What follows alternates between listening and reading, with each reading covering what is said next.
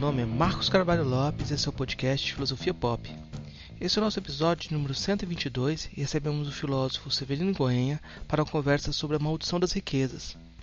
Em verdade, o mote inicial da conversa era falar sobre a Covid-19 e a série de artigos que Goenha tem escrito sobre o tema. Mas uma pergunta inicial sobre a guerra em Cabo Delgado, região do norte de Moçambique, fez com que o foco se transferisse para esse embate, que já dura 3 anos, mas que só há pouco tempo parece ter interessado a mídia internacional, justamente quando alguns estrangeiros são vítimas desse embate. O Filosofia Pop é um podcast que aborda a filosofia como parte da cultura. A cada 15 dias, sempre às segundas-feiras, a gente vai estar aqui para continuar essa conversa com vocês. Intercalando com nossos episódios normais, de quando em quando, vamos apresentar episódios de entrevistas temáticas especiais. É o caso do episódio de hoje. O podcast Filosofia Pop está presente em outros canais da internet. Você pode encontrar os episódios, mais textos e informações no site filosofiapop.com.br. Temos também um canal no YouTube, perfil no Twitter e página no Facebook. No Instagram, nosso perfil é podcast Filosofia Pop, tudo junto. Você também pode mandar um e-mail para a gente no contato@filosofiapop.com.br. Continuamos com a nossa campanha de financiamento coletivo no Catarse. A ideia é arcar com custos de edição e hospedagem. Conseguindo valor maior, podemos melhorar equipamentos e promover a transcrição de episódios. Para isso, assine o Catarse do Filosofia Pop em catarse.me/filosofia_pop. A contribuição mínima que pedimos é de R$5 mensais. Se você quer ajudar, mas não pode contribuir financeiramente, dê aquela força na divulgação dos programas, compartilhe nas redes sociais e faça os comentários. Continue esse diálogo. Vamos então para a nossa conversa sobre Maldição das Riquezas com o Severino Goenha.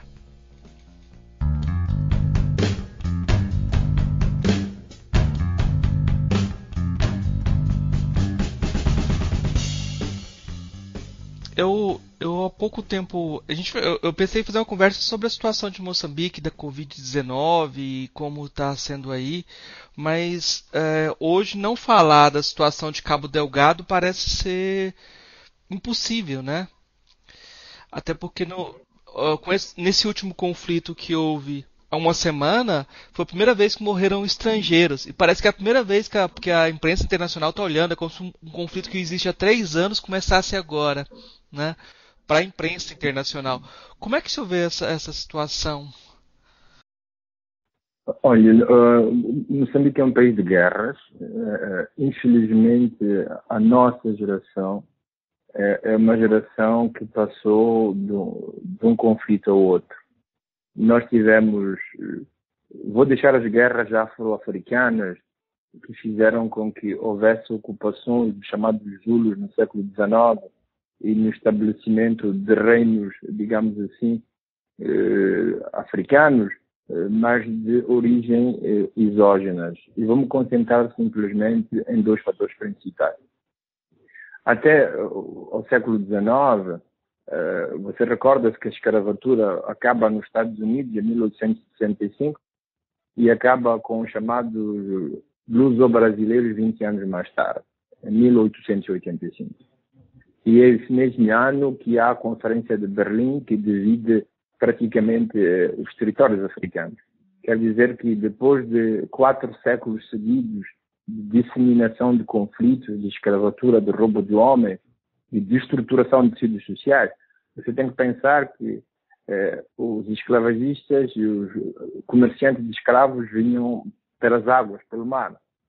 E em volta das águas, em volta do mar, tem as melhores terras pela umidade para as colheitas, tem condições de pesca, condições de sobrevivência que o interior das terras tem menos. Então, vindo do mar, as pessoas ou eram apanhadas e transportadas como escravos, ou boa parte das populações tiveram que se refugiar no interior para fugir, digamos assim, esta captura e esta coisificação que levou ao transporte de milhões de pessoas da nossa zona. Em 1885, oficialmente, acaba a escravatura, começa o colonialismo, mas entre os dois, na história de Moçambique, há uma nuance, digamos assim, que é preciso ser feita. Os portugueses inventaram aquilo que chamaram os trabalhos forçados e continuaram a transportar muita gente aqui de Moçambique para São Tomé. São Tomé não era habitada, boa parte dos habitantes de São Tomé e de Cabo Verde provinham das nossas terras. Aqui em Moçambique, quando a pessoa era condenada pelos portugueses, era condenado a trabalhos forçados, era levado praticamente na mesma situação de escravatura para São Tomé, de onde não voltava mais.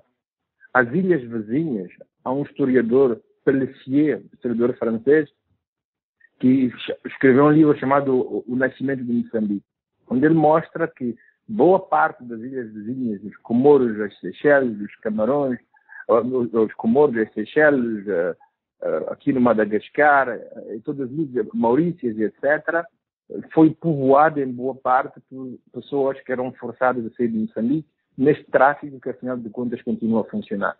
Uma vez eu fui ao sul do Egito e uma senhora lá, na parte negra do Egito, ela dizia-me: mas tu és como nós, por que não falas a nossa língua? E a resposta era: é muito provável que eu seja sejamos as mesmas famílias que fomos transportados à força para aqui, outros ficamos para o outro lado, mas nos parecemos fisionomicamente até muito. E se alguém dissesse que fôssemos irmãos, não havia margens para ter algumas dúvidas. Então, entre a escravatura e o colonialismo, é preciso dar esta especificidade da colonização portuguesa que é Moçambique, que foram os trabalhos forçados. Trabalhos forçados, que quer dizer que foram sinônimo de grande violência. Os reinos africanos tentaram resistir, o último caiu só no fim do século XIX, 1895 mais ou menos, que foi o Império de Gaza. O colonialismo continuou a ser um de grande violência com as pessoas. E é contra esta violência que em 62 nasce o Movimento de Libertação, que em 75 proclama a independência de Moçambique. Esta guerra levou 10 anos. Diferentemente do conjunto dos países africanos de língua inglesa ou francesa, em que houve negociações e chegou-se à independência, nós, falantes de português, tivemos que passar por uma nova violência de armas. 10 anos de luta de libertação nacional, com mais mortes de ambas as partes, com muito sofrimento das populações, com muita destruição de infraestrutura. Quando em 75 pensávamos que finalmente estávamos independentes e a paz podia vir, em 75 mesmo fomos atacados pela Rodésia do Sul, antigamente era governada por Ian Smith, e logo a seguir a independência do Zimbábue, esses militares passaram para a África do Sul e durante 16 anos Moçambique foi submetido de novo a uma guerra, talvez a mais feroz de todas, porque ela ocupou o conjunto do território moçambicano, até mesmo nas periferias da cidade de Maputo, que tinha ficado, digamos assim, de base na Primeira Guerra. Assinou-se o Acordo de Roma, chegámos ao período de paz e logo a seguir, por desentendimentos ou não cumprimento de partes desses acordos, nós tivemos foculares de conflito constante. De 1990, ao fim das hostilidades até hoje, tivemos 4 ou 5 acordos de paz, porque, afinal de contas, a guerra continuou sempre a ser a rima principal do nosso percurso histórico nesse tempo. Estas guerras tinham todas uma valência, vamos chamar assim, quase arcaica, quase antiga. Elas provinham da continuação daquilo que eram os processos de escravatura, de colonialismo, da dominação. Eram resíduos da Guerra Fria, porque a Guerra de 16 anos nossa tinha muito a ver com o fato que Moçambique proclamou um Estado socialista e era completamente circundado de Estados que viviam não da esquerda, mas da extrema-direita, como eram os regimes racistas da Rodésia ou a apartheid da África do Sul. Então, o pretexto para que se entrasse a Moçambique e se criasse a desordem que se criou com mortes e guerras inscrevia-se no quadro da Guerra Fria. A Guerra de Cabo Delgado não tem nada a ver com a Guerra Fria. Eu devo contar-lhe uma anedota simples. Eu estava em Roma quando Gorbachev publicou a Perestroika. Na altura, eu não fui às aulas desse dia, fui a uma livraria, fiquei na fila para ser um dos primeiros a adquirir o livro e voltei para casa, fechei-me no meu quarto de livro todo. Tanto era, digamos assim, a minha inspiração a que finalmente as razões de conflito entre potências que depois se deflagravam no conjunto dos países periféricos terminassem definitivamente e nós enverdássemos esta utopia no qual eu queria acreditar como jovem e como, digamos assim, como filósofo como alguém que pensa quase romanticamente na possibilidade do mundo de paz. Eu queria acreditar que, acabando a Guerra Fria, entraríamos numa era diferente. E o que aconteceu depois está na vista de todos, é que praticamente a Guerra Fria foi substituída por uma outra guerra. Se a gente olha historicamente, a gente olha sociologicamente para quem substituiu a Guerra Fria passou a ser substituída por aquilo que se chamou o novo ciclo de violência ou de confrontação ao mundo. E ela opunha, vamos chamar assim, um certo Ocidente com um Islão político. Esse Islão político foi fazendo a sua estrada, começou com aquilo que mais tarde vai chamar Bin Laden, as guerras do Afeganistão, em que participaram a Rússia de um lado, os Estados Unidos do outro, uma vez outra. Depois tivemos o chamado Estado Islâmico, os conflitos na Síria, sobretudo depois do 11 de setembro, o que deu auge à guerra de Iraque, a destruturação da zona do Médio Oriente, etc, etc. Mas isso ficava longe dos nossos conflitos tradicionais. A pouco e pouco, este conflito da nova história mundo começou a descer no continente africano, começou a entrar na Nigéria, entrou no Quênia, quando começou a nascer o chamado Boko Haram. Mas esta guerra também ficava longe de nós.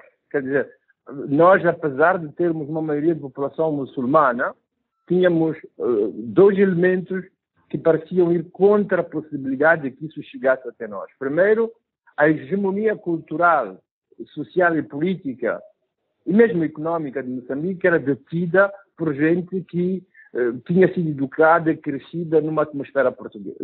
Portuguesa quer dizer cristã. O colonialismo português tinha imposto o cristianismo como religião oficial e tinha até feito um acordo chamado Concordata com a Igreja Católica, com o Vaticano, para que os padres que vinham a Moçambique fossem portugueses e que tivessem como missão não simplesmente evangelizar, mas também educar as pessoas a serem portugueses na língua, na cultura, no direito, etc. Um segundo elemento que jogava contra isso é que o tipo de Islão presente em Moçambique, sendo um país de costa, era presente já desde encontramos restícios de Islão desde o século VIII e IX, mas foi um Islão que foi-se um pouco na esfera daquilo que diz o filósofo Edward Blyden, um Islão que se foi africanizando. Quer dizer que ela foi ganhar as cores das culturas locais. Ela soube fazer, digamos assim, fazer equipe com a maneira como as pessoas viviam as próprias especificidades culturais, as próprias evocações tradicionais e etc. E foi sempre um Islão pacífico. Ela nunca fez referência aos grandes locais do Islão tradicional, que seja o Sudão, o Egito, o Paquistão, a Arábia Saudita. Ela ficou aquém daqueles conflitos tradicionais que sempre opuseram os xiitas, sunitas, os ismaelitas, etc. Aliás, todos estavam presentes, mas havia uma convivência pacífica, cada um no seu lugar talvez, mas nunca houve conflito desse ano. E de repente temos aquela guerra em Cabo Delgado. A guerra em Cabo Delgado tem em Moçambique 4 explicações, ou 4 tentativas de explicações. Uma série de jovens, de investigadores, de universidades, quer sociólogos, quer antropólogos, quer historiadores, tentam encontrar razões que possam justificar o nascimento repentino daquele conflito no norte. Uma explicação é o fato que, historicamente, um grupo chamado os Moanis, que são islamizados e que vivem na costa, que são essencialmente comerciantes e muitos virados também ao exterior, tenham, durante o processo de escravatura, militado a raptar macondes e a vendê-los como escravos durante o processo de escravatura.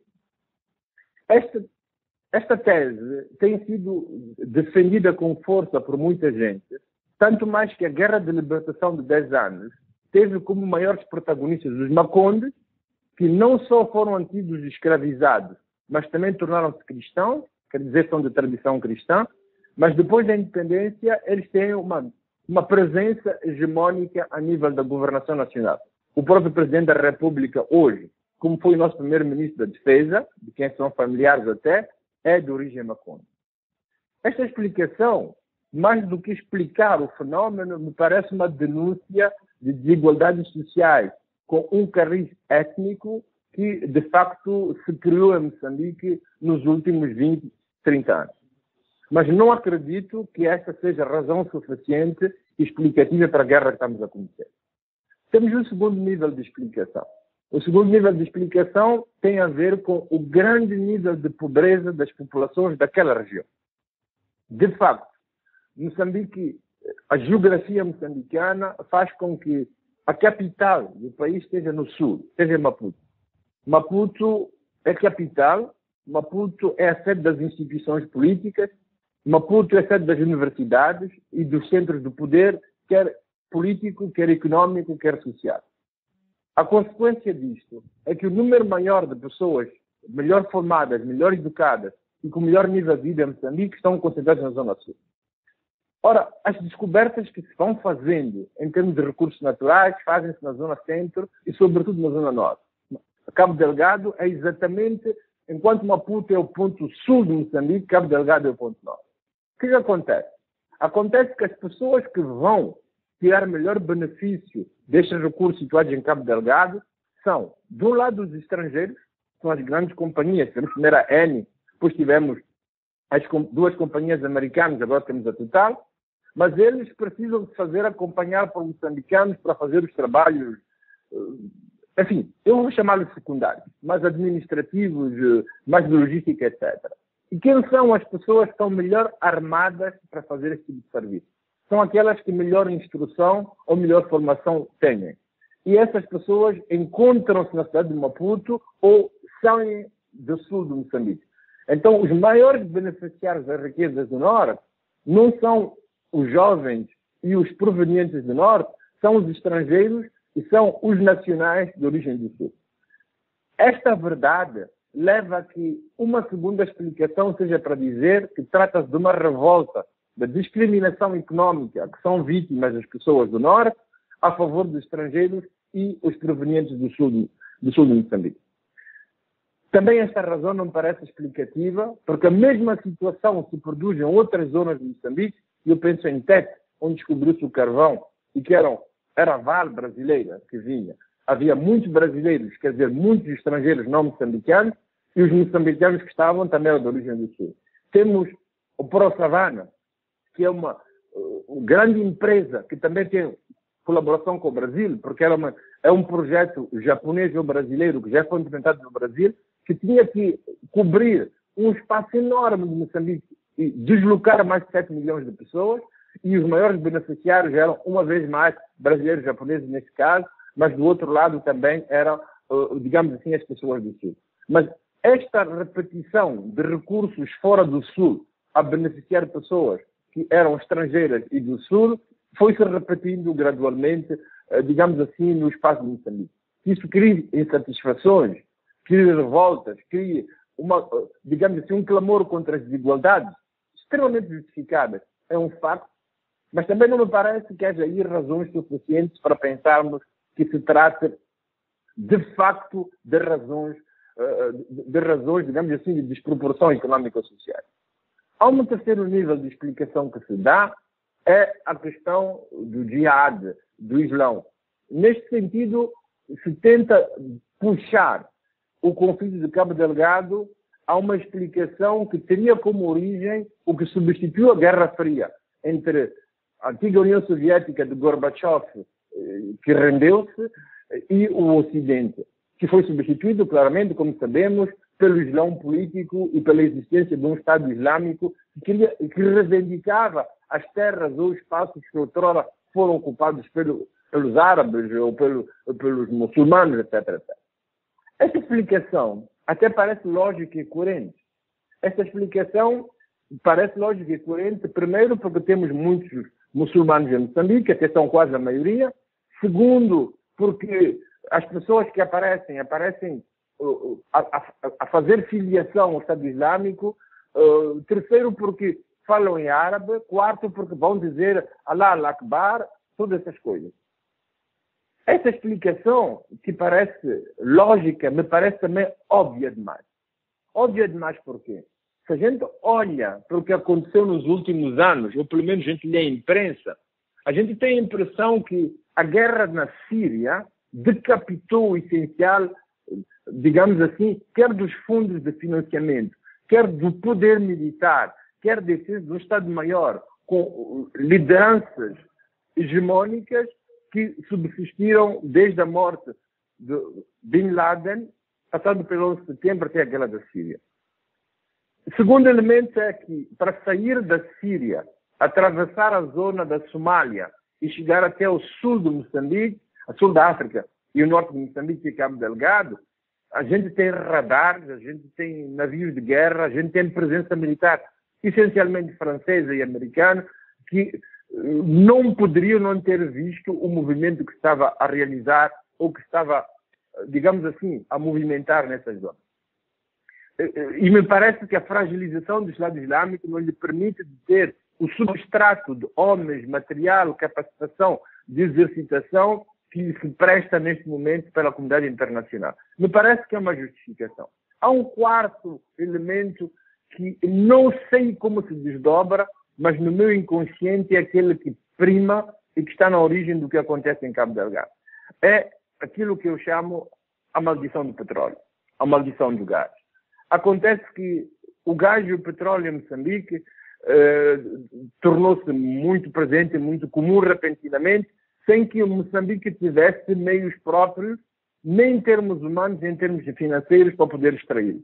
E com aquilo que é o valor do petróleo, tornou-se um elemento preponderante, galvanizador, naquilo que se pretendeu que fosse a mudança, digamos assim, a saída da pobreza em relação ao desenvolvimento. Esqueceram-se duas coisas: a incapacidade local em termos de recursos humanos e recursos materiais, e é o fato que tínhamos que confiar isto à gestão, à exploração, à vigilância, à supervisão completa daqueles que estavam no estrangeiro. Que eram estrangeiros, essas grandes multinacionais internacionais, que não têm outro objetivo senão sugar o máximo que podem. Se recordar, saber que no interior, onde se suga o petróleo, não há um moçambicano. Não há um moçambicano que saiba qual é a quantidade de petróleo que temos, o que é que se extrai, o que é que significa perfurar o petróleo, tirar, vendê-lo, etc, etc. Os moçambicanos só podem se contentar com aquilo que dizem aqueles que chegam a esses lugares, exploram o petróleo e fazem tudo o resto. O que me leva a pensar que nenhum país deveria nunca autorizar a exploração dos seus próprios recursos sem primeiro ter-se formado pessoas que fossem capazes, pelo menos, de uma gestão e uma, digamos assim, e uma supervisão daquilo que acontece no espaço e no terreno. Este é o primeiro elemento. O segundo elemento que me parece importante nisto é que nós passamos muito rapidamente de vendedores a assistidores. Nós vendemos os espaços, confiamos a Eni passou aos americanos, esperamos a Total, e isto correspondia a um plano da Total, porque a França sempre viu esta zona de África como a sua zona natural de influência. Recordar que tem Comoros, tem Reuniões, tem Madagascar e tem tudo aquilo que para eles é um terreno natural de habitação aqui na zona da região. Que é quase natural ver a Total a chegar e a ocupar os espaços de exploração que foram negociados, em primeiro lugar, com outras companhias e com outros países. Em terceiro lugar, é preciso fazer a história da França e da Total nesses lugares de exploração. Onde a França passa e passou, aquilo que nós temos como resultados na Costa do Marfim, nos Camarões, no Togo, no Burkina Faso, etc., é uma imposição de políticas, é um neocolonialismo claro, é uma presença nem sequer neocolonial, mas colonial, com caras de posto colonial muito claro e muito avisado. Tudo essas premissas levam a mim a pensar que existe um projeto petróleo dependente ou gás dependente, que é feito com pessoas que conhecem o espaço, o terreno e o país e que utilizam as fraquezas provenientes, quer de conflitos do passado, quer da pobreza e a discrepância entre ricos e pobres a nível nacional, quer a presença do Islão, para poder utilizar isso como pretexto, mas os fins verdadeiros, o que está em causa, não é nem uma Nem a primeira, nem a segunda, nem a terceira, mas é questão de petróleo com um mecanismo muito sofisticado. Eu só quero recordar, para quem quer recordar-se, que o primeiro grande problema de Moçambique nos últimos 5, 6, 7, 8 anos foram as dívidas ocultas. As dívidas ocultas foram feitas para proteger exatamente a costa e a região do norte de Moçambique e foram feitas com a França, para que a França produzisse-nos lanchas de supervisão e controle praticamente nas nossas costas. E hoje é a França que controla essas costas através da Total, e ela o que está a reivindicar? Está a reivindicar duas coisas. Ela sai brutalmente, como está a sair, deixando o país completamente à mercê da sua própria sorte, mas ela não vai sair para não voltar.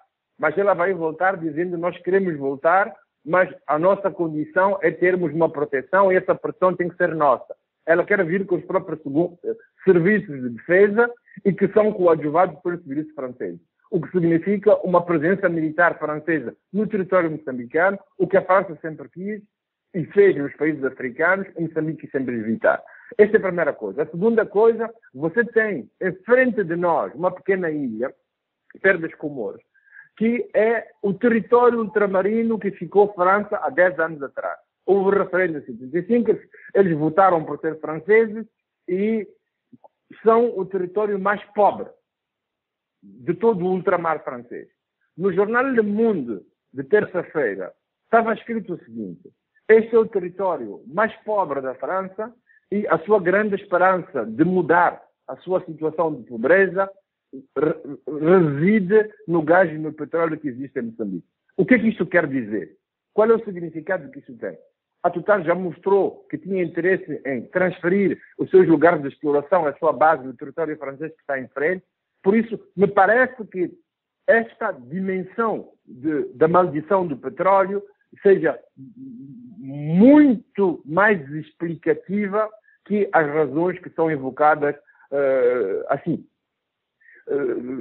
correntemente. Eu quero terminar esta longa pergunta ou resposta invocando uma das frases do bispo Luís de Lisboa, o bispo brasileiro, que era o bispo de Pemba, que saiu de Cabo Delgado por ameaças de morte a que era sujeito, sem que nunca tivéssemos sabido quem eram as pessoas que estavam na origem da ameaça que ele subia. Ele dizia assim: não queremos transformar Moçambique num país colonizado em nome do gás e do petróleo. Ele era bispo, vivia no interior, ele não era moçambicano, é brasileiro, tinha informações a partir de base e, apesar de ser cristão e a guerra ser supostamente feita por muçulmanos, ele não interpretava o conflito como tendo uma origem de caráter religioso ou interreligioso, mas ele metia o acento e o dedo no gás e, para mim, sem poder dar explicações cabais e rigorosamente justificadas, me parece que há toda uma interface entre a Eni, empresas americanas e agora francesa, e o interesse dessas potências em volta do petróleo, que explicam mais a questão de Cabo Delgado do que as razões que invoquei antes. Eu queria terminar dizendo: é pena, mas isso demonstra o tipo de mundo em que nós estamos, quando durante 3 anos temos centenas, se não milhares de homens, mulheres e crianças que são forçadas, como judeus, a abandonar a busca da terra prometida, a fazer um êxodo, a ter que atravessar grandes oceanos, e ninguém se preocupar com isso. A única pessoa que tentou falar em voz alta foi Dom Luís de Lisboa. Ninguém ligou ao que ele dizia. O Papa foi o único que continua a dar voz, mas a tal imprensa internacional, rádios, televisões, não deram importância à morte de pessoas. Há um distrito chamado Mocimboa da Praia. Foi completamente esvaziado de seus habitantes. Os habitantes saíram todos. O número de mortos não fala. Não aconteceu absolutamente nada.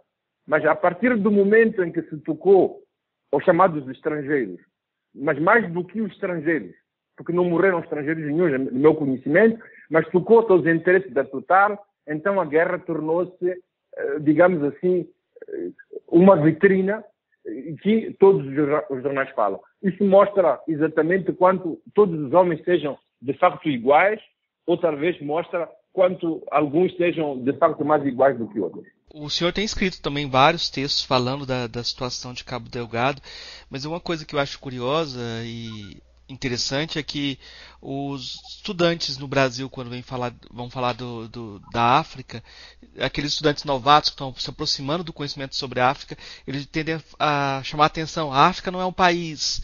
É a primeira coisa que eles falam. Há 55 países na África.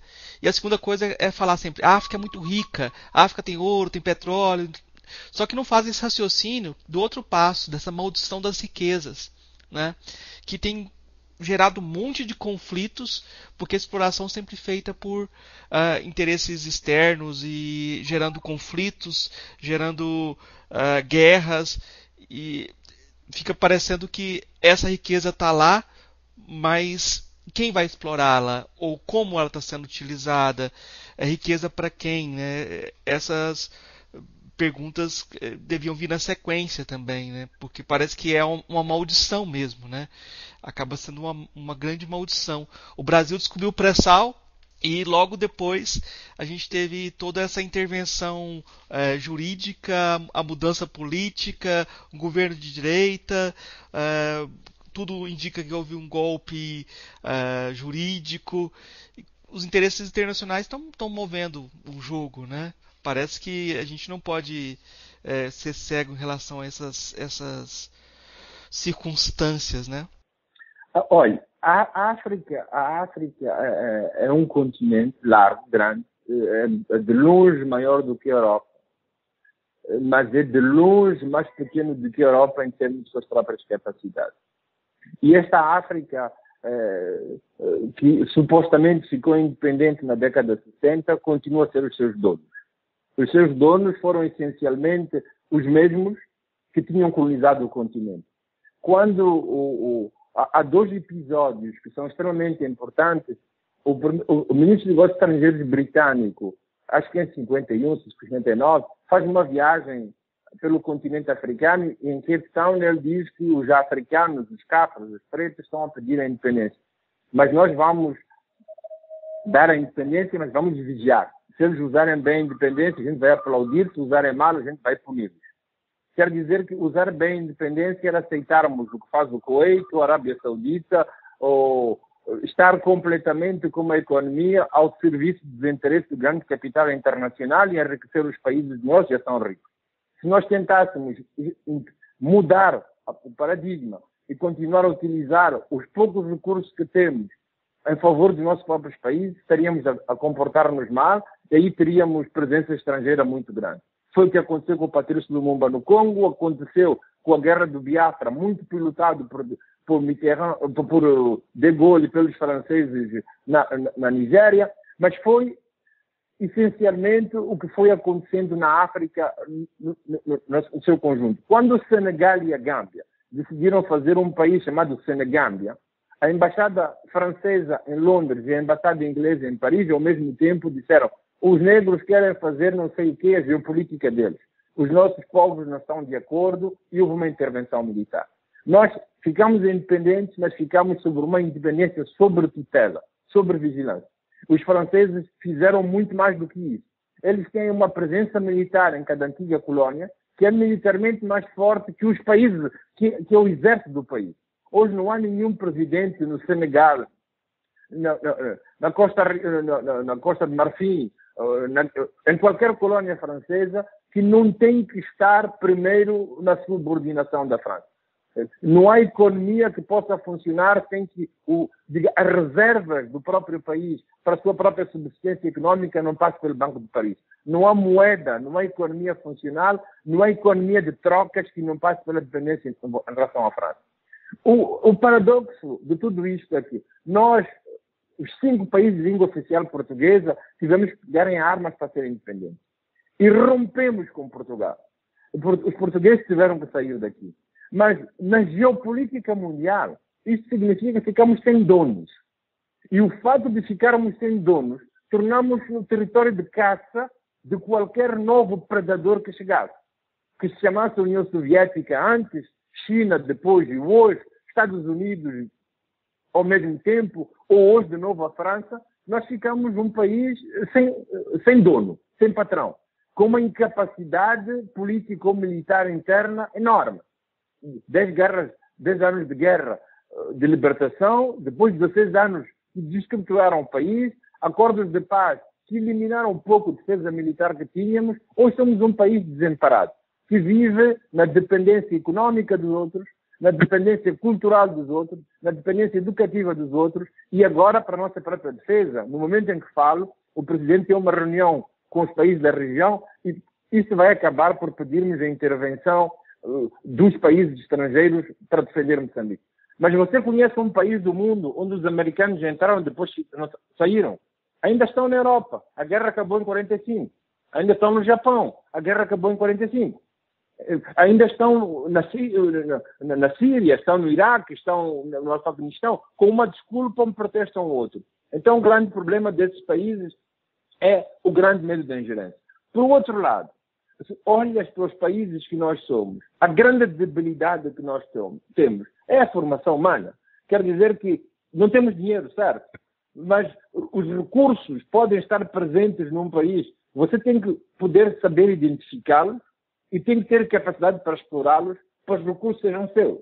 Ora, nós não temos nem capacidade humana, os chamados recursos humanos, nem capacidade técnica.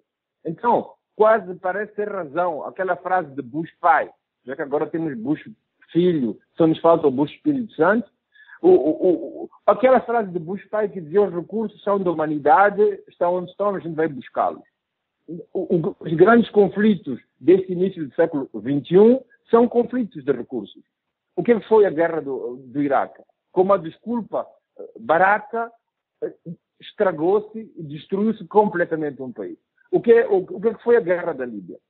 O que é a divisão do Sudão? O que é a guerra que tivemos no meio do Congo, que até os países africanos participaram pelo lado do exterior para poder sacar os recursos que existiam no país? O que é o conflito que vocês têm aí mesmo em frente com o grande país, como é que se chama, que tem muito petróleo? Estou a confundir tudo. Venezuela?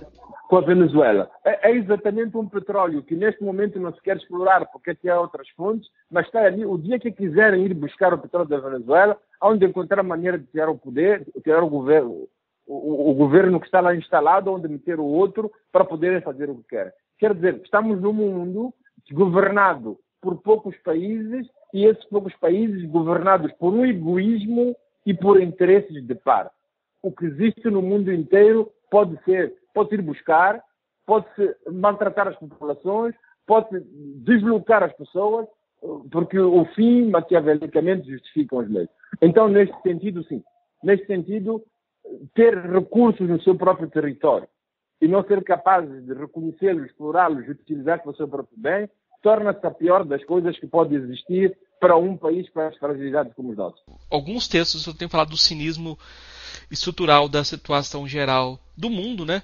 Porque agora a gente poderia ter a quebra de patente das vacinas e muitos laboratórios no mundo produzindo vacina para tentar acabar realmente com a pandemia. Mas parece que essa ideia de acabar realmente com a pandemia e chegar a todos os lugares é menos importante do que lucrar com a venda de vacinas, né? Isso parece que vai se prolongando, né? Existem aquelas pessoas que são vacinadas, aquelas que vão ser vacinadas e aquelas que não são vacináveis. Não estão nem no radar da possibilidade de ser vacináveis, né? A ideia do cinismo é uma ideia que foi desenvolvida pelo filósofo alemão Sloterdijk. Quando ele chega a dizer, depois Zizek vai na mesma linha, que quando nós pensamos nos conceitos que nortearam, digamos assim, a filosofia política no século XIX, primeiro com Hegel, depois com o marxismo, o conceito dos mais importantes foi o conceito de dialética. Mas o que significa a dialética? A dialética significa clarificar o que está obscuro, tornar claro o que está escondido, desvelar o que está velado. A dialética significa, para quase numa espécie de silogismo, meter em evidência aquilo que está lá, mas que a gente não consegue ver claramente. Ora, que os ricos aproveitam-se dos pobres para ficarem mais ricos, que muitas crianças no mundo inteiro todos os dias morrem de fome quando a gente deita fora toneladas de comida, que hoje há de haver populações que vão morrer sem vacina, quando os países ricos compraram vacinas para meter em estoque. Deus sabe para fazer o quê? É uma evidência para toda a gente.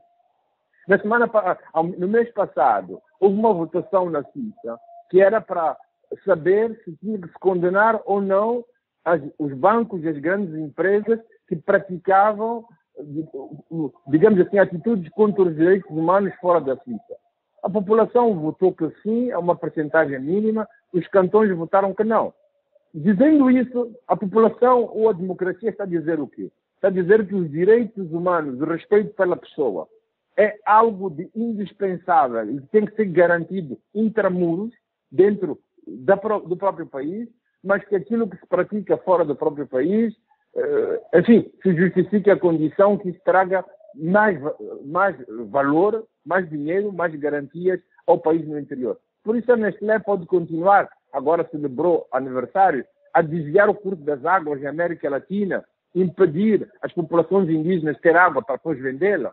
Por isso, a gente pode ter vacinas em 10 pessoas, a gente pode matar milhões de pessoas, deslocar populações em nome do petróleo, não tem nenhum problema. Neste momento, há um debate sobre a responsabilidade da França no genocídio do Ruanda.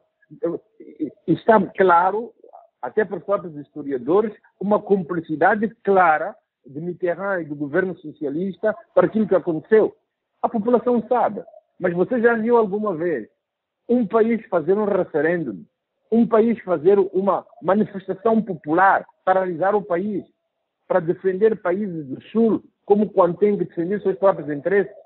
Então a democracia, como dizia o Luis Fargioli, que é um filósofo do direito italiano, que dizia que a Europa, desde a modernidade, desde a luz de invenções que se fez com a escola de Salamanca, com a geração de Vitória, etc., praticou aquilo que ele chama uma progressão do uso do direito que vai chegar à democracia intramuros, mas a Europa foi sempre selvagem no exterior. Ela praticou a escravatura, o colonialismo, e hoje, se a gente contabiliza o número de mortos por guerras, por invenções, por golpe de Estado, e nem falo da fome, de 45, o fim da Segunda Guerra Mundial até hoje, é o dobro, o triplo do número de homens e mulheres que morreram selvagamente durante a Segunda Guerra Mundial. Este é o cinismo que prevalece nas relações que se praticam entre o Norte e o Sul. O que é importante meter em causa é que não basta continuar a dizer que isto é prática das multinacionais. As multinacionais existem dentro de países governados por indivíduos que são democracias que são controladas pelas suas próprias populações. Se as populações e os povos não tomam posição em relação às catástrofes que os seus regimes, as suas empresas praticam no exterior, ela é cúmplice. É cúmplice diretamente porque sabe, e se não sabe, é uma ignorância culpada. É uma ignorância que não pode, no mundo global de hoje, justificar. Quando a gente vê pessoas a morrer, como aconteceu nestes dias em Cabo Delgado, a gente tinha de perguntar-se: quem é que deu as fardas? Quem é que dá as botas? Quem é que tem as armas? Moçambique não fabrica nada disso. Qual é o interesse da Total que está perto? Qual é a parte da responsabilidade nossa, como país e como sistema, para que este tipo de práticas possa continuar? Se a gente não faz essas perguntas, então a democracia que nós temos é falsa, porque ela é boa para nós, é praticada entre muros, mas nós continuamos, como desde Vitória, no século XV, desde a Ius Invenciones, que é o primeiro texto de direito internacional público, como defende Kelsen, vamos continuar a ter uma democracia e um Estado de Direito no interno, mas uma prática selvagem. Infelizmente, os instrumentos da selvageria que o Ocidente vai produzindo são hoje muito mais sofisticados do que a selvageria do passado. Então podemos nos esperar dias muito mais horrorosos e situações de Cabo Delgado muito mais horrorosas, de várias formas, nos anos que temos pela frente. Eu vou fazer só mais uma perguntinha, se eu estou com o tempo apertado também. há pouco tempo entrevistei o professor Tanguá, Godfrey Tanguá, camaronês, né? Eu tinha mandado umas questões para ele e ele não respondeu. Aí depois de um tempo ele respondeu, dizendo que era muito difícil para ele responder essas questões de filosofia dentro do país em guerra civil, que ele se sentia numa situação de luxúria, né? Eu respondi a ele, não, dizendo que era importante, sim, que o trabalho dele repercutia, etc. E logo depois eu vi que houve um massacre numa escola, dentro do contexto de guerra civil, invadiram a escola, mataram crianças. Aí eu pensei, eu fiquei sem palavras. E o senhor já descreveu o seu trabalho filosófico como Diógenes, né? Diógenes, o filósofo que saía com a lanterna procurando um homem, o conhecimento, a verdade, um homem honesto. Como filosofar nesse contexto? Você sabe, fazer filosofia ou filosofar no nosso léxico comum tornou-se falar bonito, dizer coisas rigorosas e lógicas, dar silogismo, ou escrever difícil, como escreviam os idealistas alemães, Schelling, Hegel, ou Sein und Zeit de Heidegger.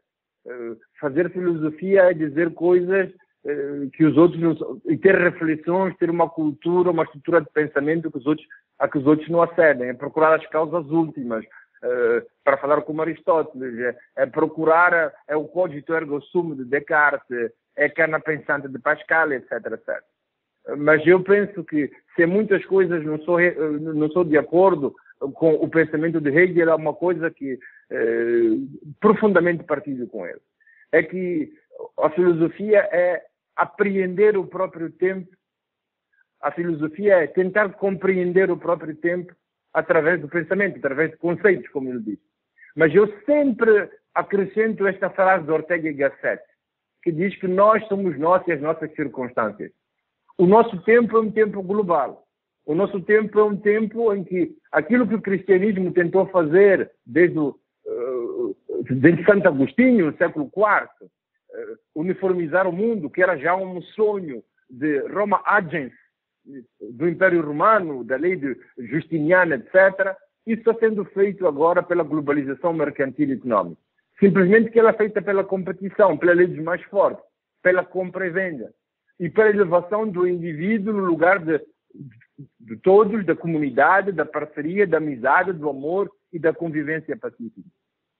É neste mundo que o filósofo tem que militar para compreender em profundidade o mundo em que vive. Em minha opinião, independentemente da dor que eles possam nos trazer, independentemente da dificuldade humana que a gente tem diante de um outro homem, de dizer o que significa filosofar. É encontrar razões que levam a que este homem seja proibido o fato de ser homem.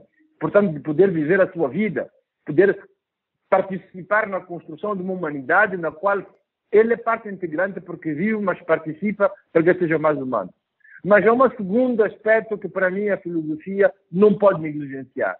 Se alguma coisa o pensamento de Marx nos ensinou, é esta famosa frase de Philosophen haben immer das Welt interpretiert. Os filósofos sempre interpretaram o mundo. Mas chega o tempo em que é preciso mudar o mundo.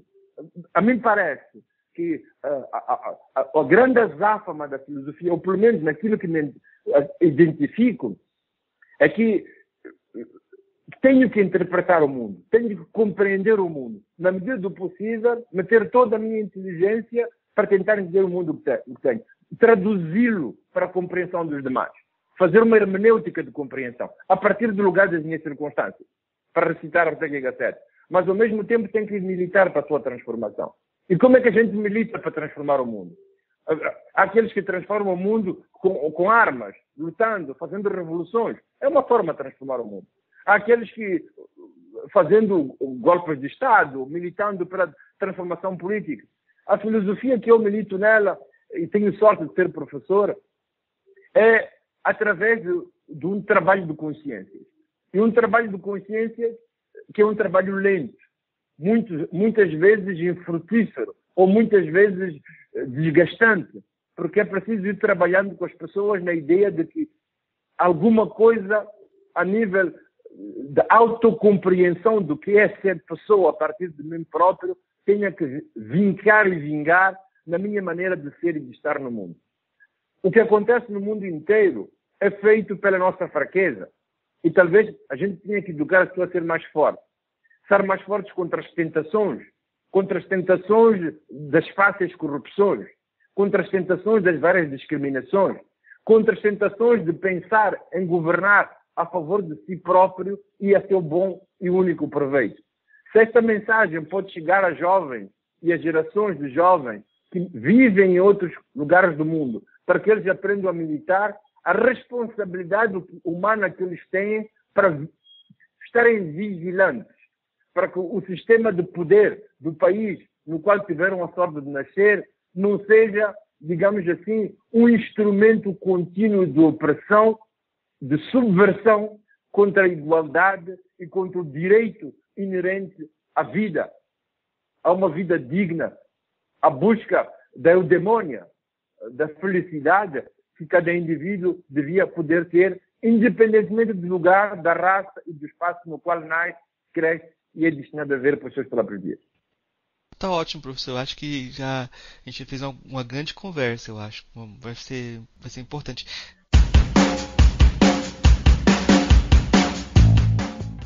Para fechar o podcast com as indicações, a gente vai indicar o podcast de número 99 do Filosofia Pop, em que a gente entrevistou ano passado o professor Severino Goenha, que deu um panorama sobre a filosofia africana, trabalhando o conceito de Lomuco. O Lomuco, a ideia de desmame, descolonização, foi o mote para essa conversa com o Severino Goenha.